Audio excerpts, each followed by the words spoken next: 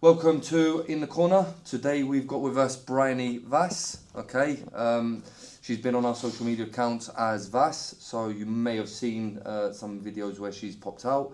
And yeah, welcome. Yeah, thank you, Dexter. So this is the second episode we're going to do, and it's a pleasure to have you here. Thank you. Obviously, got some questions to ask you, but before I go into that, you're back off to UK tomorrow? Yeah, tomorrow. Yeah. Go back to work again. Okay.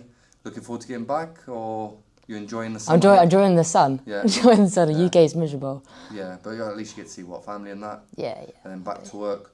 So, just talk to us. How have you ended up here in Jib? How have you ended up here in Ringside?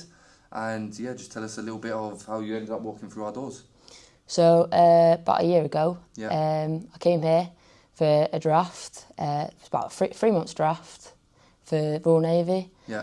Up at Windy Hill. So my job's EW, known as Electronic Warfare Specialist. Okay. Yeah.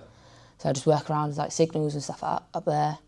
And just to confirm, you're right saying all this stuff? Yeah. This is all fine. Yeah, go on, yeah. So I was working up there, and obviously I was going to go into the National as soon as I go back, which was around like September last year. Yeah.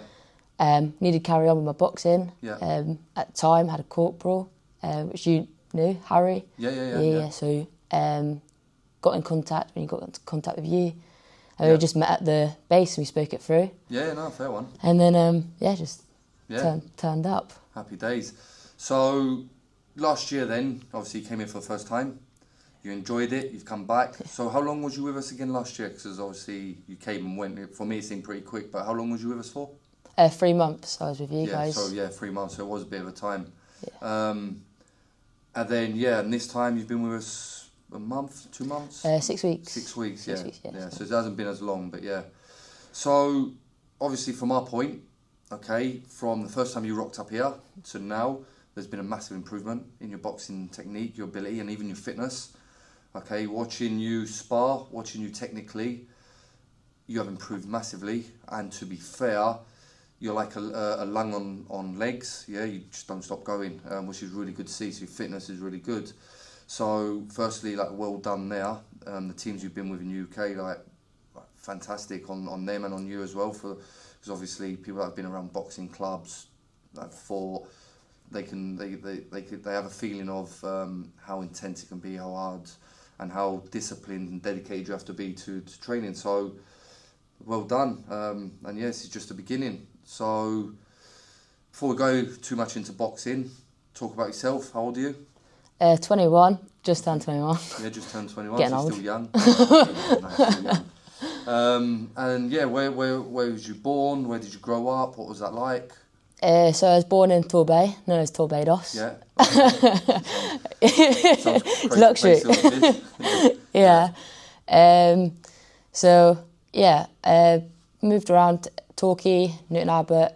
Kind of just sort of like brought up like a proper lad, basically. But my dad, he's a fisherman, so he got fed up with me wrestling him every day. So he was like, right, go into the Thai boxing gym. So I started off with Thai boxing at first. Yeah. From about 5. All right. So that's kind of how like the boxing and everything else, martial arts, kind of kicked in. Yeah, fair one. Started that from 5. Did it about 11 years. Didn't really compete. Just did a lot of it like into just clubs. Training, but yeah. There wasn't much like females out there to fight. As it is with combat sports. Yeah, it's completely changed now. Yeah, it is growing with the female side of things. Definitely is. Yeah. So then, did you join boxing before you joined the Navy? So I did a little bit. Okay. I did a little bit. I did like a few weeks. Yeah. And then I joined military because I had 2 weeks notice. Yeah. Like a phone call up, like, can you do basic in 2 weeks? Okay, so who called you up out of curiosity? So it was just like a career advisor at the time. Okay. Did the base. So was it a random call, or you showed some sort of interest? It was like so you sign up, put your interest in. Right. Okay. So you actually signed up. Yeah. So you do like your little application thing, and then got the phone call. After you've got this thing called like CPC that you do to pre-join. Yeah. Never had to do that. So everyone else, so when they go into basic training, they they all kind of know each other because they've either seen each other from doing like a week in CPC, knew nothing, knew how to like fold. I know it sounds stupid, but like doing your kit and stuff, like side of things. Yeah, never knew. So yeah, happy with that. So talk to us a bit about your time in the Navy. How long have you been in now? What's it like? Just talk to us a bit about your Navy career at the minute. So I've been here for about two years and a half now. Yeah. It's absolutely flown by. I've enjoyed it. Okay. Like, I'll tell anyone to join the military. I've made so many mates in there. I've able to come here, make mates in the gym as well that I would call like family in here. Yeah. 100%. And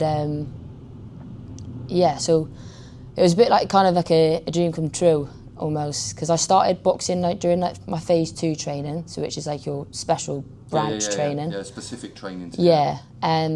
So went into that, and meanwhile I'm revising while I'm in boxing gyms. Like my coach is asking me questions, gritting through. Yeah.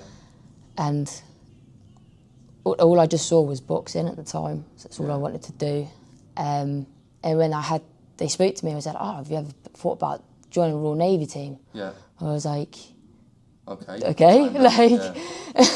so yeah, definitely. And to find out you're doing that full time, and it's like getting paid for it as well, for doing what you love doing, is almost like a dream. It's almost fair one. So how many bouts have you had now in total? I'm on 9. You're on 9, and what's your sort of win-loss ratio at the minute? So I've lost 3. Okay, no shame there. No worries. So all of them are nationals. One of them was in Yorkshire. Okay. But yeah, the ones in the nationals and the Women's World Cups, I got all the way to the finals. Yeah. So I came second in the nation and in the World Cup. Both great fighters. Yeah. Really good. You're expecting that though at a high level, especially when you start getting to finals and stuff like that. Yeah, under a year experience, I was pretty happy with myself, how I performed, and I couldn't perform any better, and my coach would probably say the same. Yeah. Gave it my all. I couldn't do anything more. So from what I know of you, and since you've been here, you can definitely tell you give it your all, 100%. There's no doubt there. But at the end of the day, like, considering you had nine bouts, regardless how many you've lost, that's irrelevant. A famous quote or saying from probably the most successful, or one of the most successful pro boxers, and when I say successful, I'm talking about Mayweather, about his 50-0 that he's never lost. So I saw a video of him coming out saying that one advice he would give to any amateur boxer is don't worry about your record, because if you've got the vision, or in the future you turn pro, what happens? Your record resets, and then you start a new record on the pro. So it doesn't matter whether you've had 100 amateur bouts and you've lost 99 and you've only ever won 1. What matters is when you turn pro, if you do have the vision of turning pro, is that obviously it resets. So the biggest thing from him, and it does open your eyes in that sense, is like, don't worry about the win or the loss, because you learn more from the loss than you would from the win. Yeah. So at the end of the day, look, you get internationals, you're fighting for the Navy team. That's really good to see. So, who was your hardest opponent, and why? I think her name is Casey Moosey. I think that's how you say it. Yeah. She was national finalist. Okay. She put the pressure. Usually, I'm the one that's putting the pressure on. Fair one. Okay. And she came in. She owned the middle, and it got to the bit of the last round where it came to like fitness. Yeah. I was hanging out, but I learned. Yeah. You learned a lot, I gave it my all on my first 2 rounds, and it just I kind of lost it. But fair one.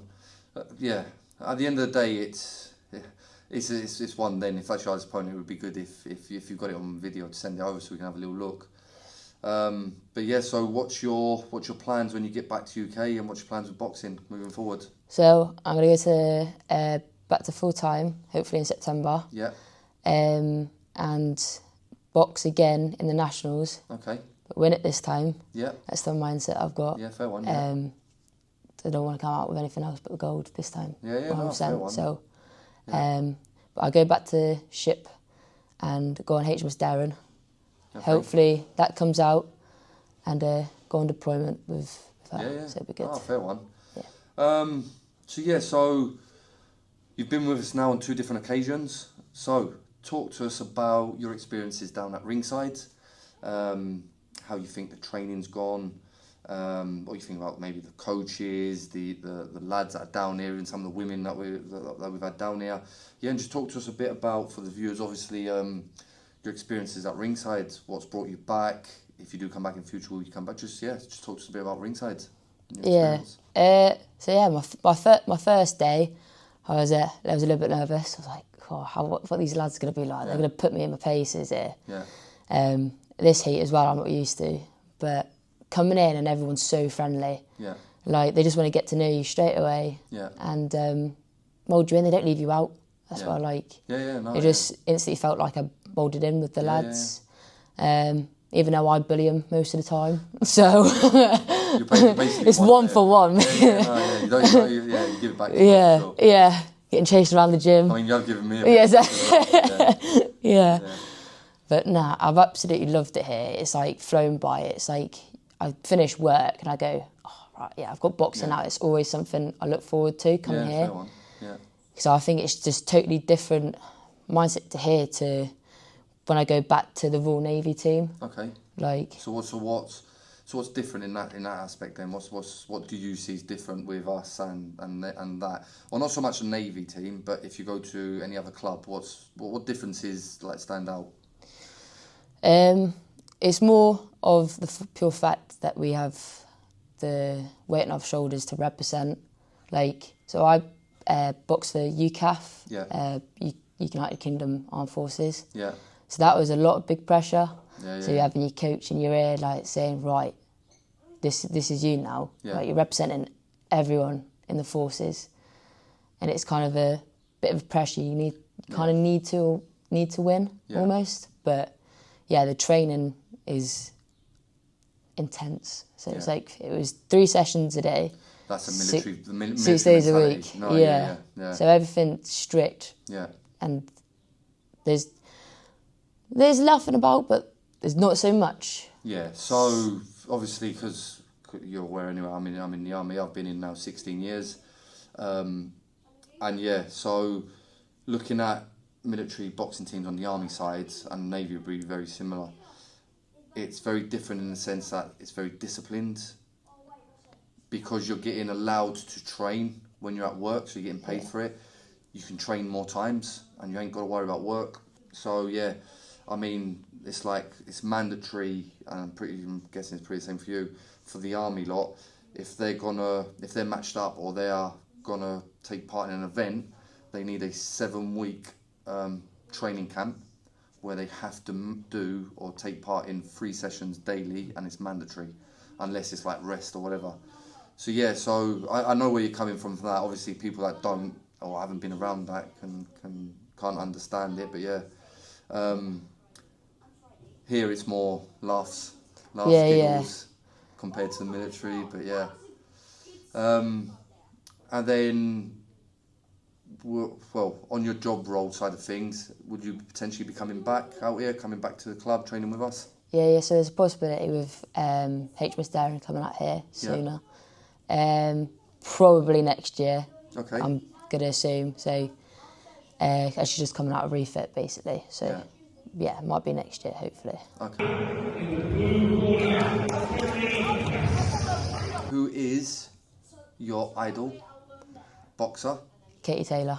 Katie Taylor, current, right? Okay, sweet. She's got a hard fight coming up. Yeah. Was it a trilogy she's got coming up? Yeah. Do you think she'll win it?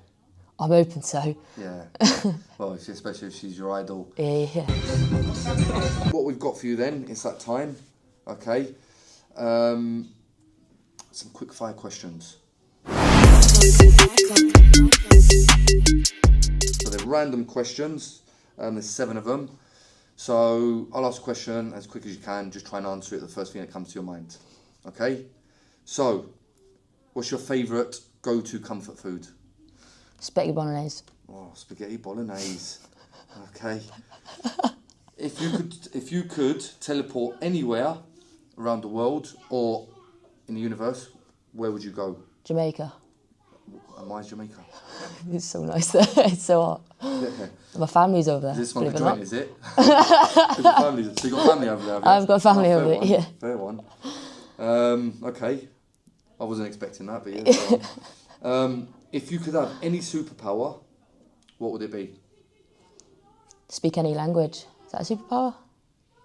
I wouldn't say it's, well, put it The down. fly is another one. To fly, okay. Yeah. Can fly anywhere then. No, yeah, fair one. To Jamaica? Yeah. Yeah, fair one. Okay. How would you describe yourself in one word?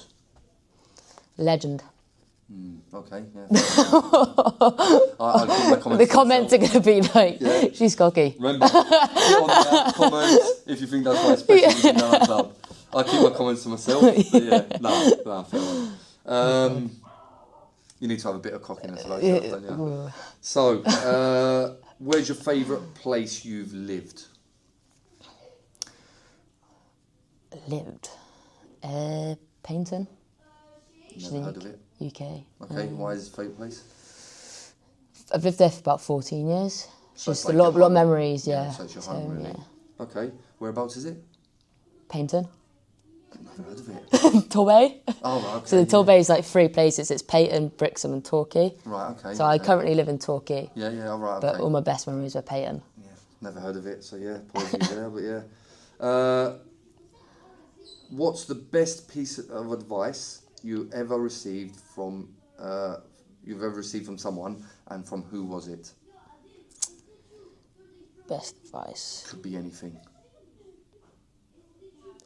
would be my dad. Okay. I'd say. That's normally parents, family, normally, yeah. And what was advice? You could do anything you put your mind to. Yeah.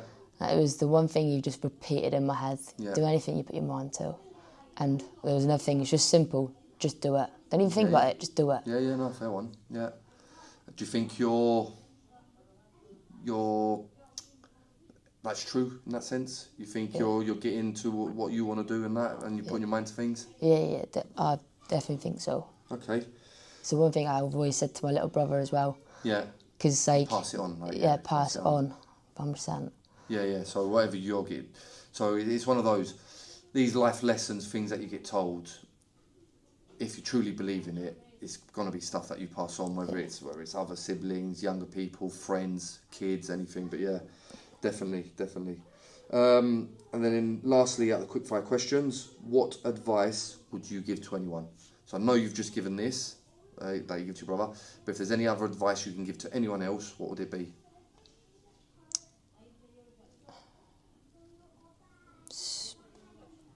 Nothing's impossible. In the word impossible, it says possible in it.